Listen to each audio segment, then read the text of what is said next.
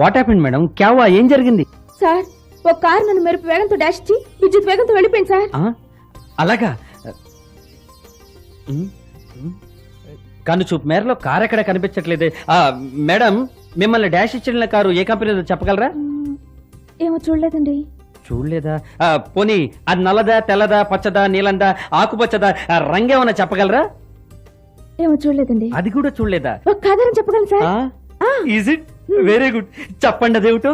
ఆ కారు వెనక సీట్ లో కూర్చున్నావిడ చిలక పచ్చ రంగు షిఫాన్ చీర కట్టుకుందండి. మ్యాచింగ్ బ్లౌజ్ వేసుకుంది.